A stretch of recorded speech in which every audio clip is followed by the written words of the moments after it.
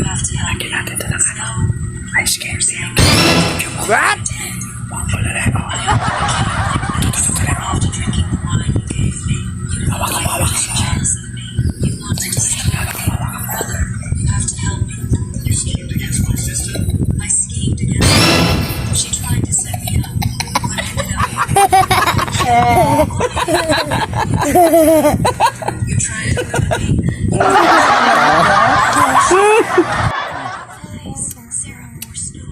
Sobrang init.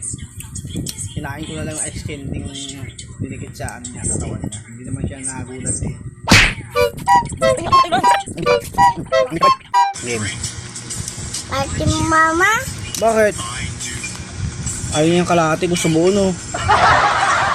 Ate ba o? Yan na yan!